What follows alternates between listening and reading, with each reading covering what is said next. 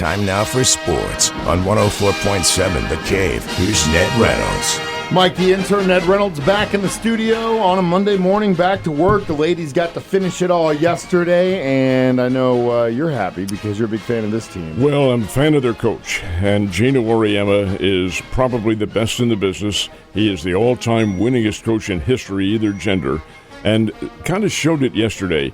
Connecticut does win the game. They knocked off South Carolina, the reigning national champions, beat them 82-59. 82-59 is a wide margin. But, you know, I've seen Connecticut play better games. They were a little stale in the early going, led for virtually most of the game, but didn't put it away until midway through the third period. And that's where the Lady Huskies really went to town. I say I've seen them play better. 2 nights before, when they played UCLA, Connecticut was all but unstoppable. They did everything right. They had UCLA looking at themselves saying, what on earth is going on here? We're getting stopped. Well, that's how good Connecticut is. They only lost 3 times this year. And when Dawn Staley, South Carolina's national championship coach, said, hey, Connecticut kicked our backside. She didn't use that term, but you might expect. Anyway, Gino Auriemma, 12th national championship since he has been at Connecticut, which has been his entire head coaching career, and that's pretty doggone good, 40 years, and Connecticut wins it.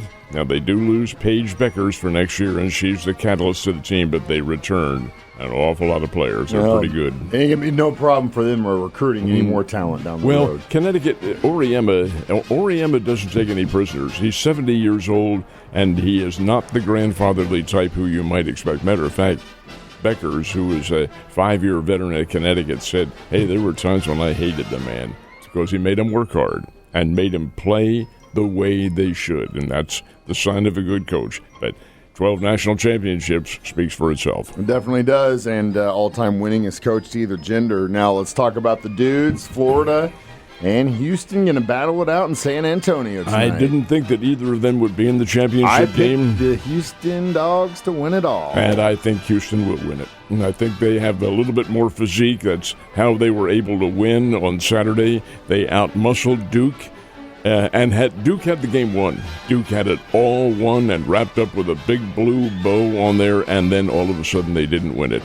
And they didn't win it because they got intimidated by the Houston defense, which is really tough, and the board work.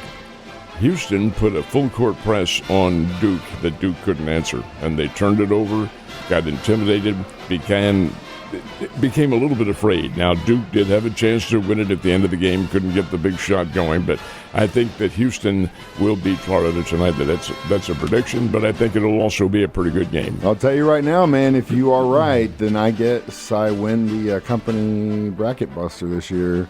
So I'm the only one that picked Houston out of everyone. Really? And I can actually win if they win. So fingers crossed. I really would love those gift certificates. All right. Also, real quick, there are some records, and we've talked about this, as local as the girls' basketball record down the street and as great as Wayne Gretzky's all-time scoring record. And I'm telling you, I don't think we'll ever, I really would put my money on, I don't think we'll ever see the assists record broken because that thing is insane. But had a man that broke it yesterday, or over the weekend. That's incredible. It's Washington Capitals' Alex Ovechkin, who has been around for, since 1994, I believe it is. He's been playing all with Washington. And yesterday he broke the all-time goal-scoring record held by Wayne Gretzky. Everybody thought it was unbeatable, 894 career goals. Well, Ovechkin hit 895 yesterday. His only goal his team scored, and they're not. Washington is not a great team, but by the same token, Ovechkin is a great player. 39 years old, lives most of the time in this country, but does go home in the summers to Russia. Nonetheless, he is he is a premier future Hall of Fame hockey player and still going strong. And you want to know the most interesting stat about this entire thing? He did it in the exact same amount of games. It is. That's incredible. No questioning the amount of games that they did in baseball at one time, but no, Ovechkin, he broke it. And I'll tell you, he also earned a tip of the cap, too. The couple nights before, when he tied the record, the game ended on a penalty, on a a situation in which it's called a power play, and they're one player short.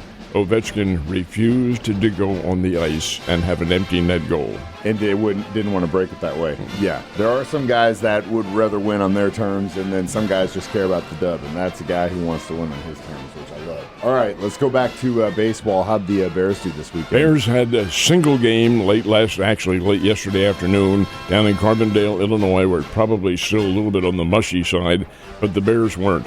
They hit 6 home runs and won the game 12-1. Now, the two of them will play a doubleheader. Get this now. Here's the Bears' schedule. They play a doubleheader in Carbondale today. It's a 3-game series.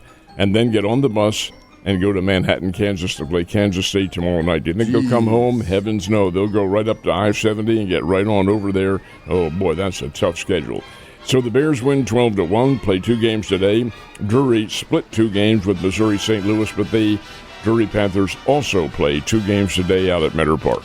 You know, the thing about that Bears schedule, though, is when those bats are hot, you don't want to let them cool down. So maybe that'll just continue on down this week. So the first road games for the St. Louis Cardinals happened over the weekend. How'd they do? Doggone better happen right now, the losing streak. But if it continues, Cardinals have a long year. They lost all 3 games to the Boston Red Sox.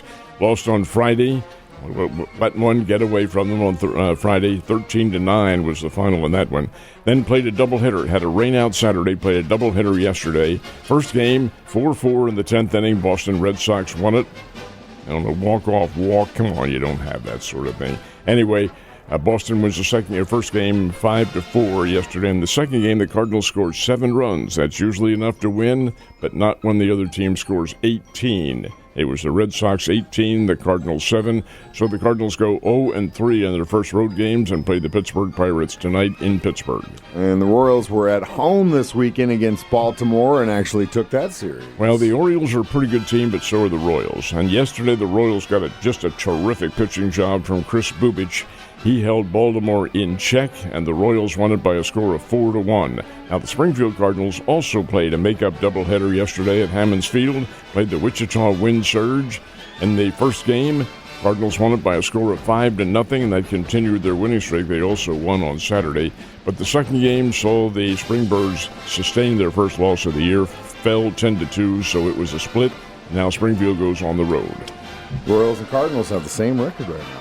All right, what was the race in this weekend in South Carolina? Darlington, one of the great speedways in NASCAR history. Darlington, South Carolina. They ran the Goodyear 400. Overtime race won by Denny Hamlin. He came roaring out of the pack, wins it on the first lap, actually the second lap of the overtime at Darlington. Big crowd on hand, and another win for Denny Hamlin, who's having a banner year. Ned, you have a wonderful Monday, and I will see you tomorrow.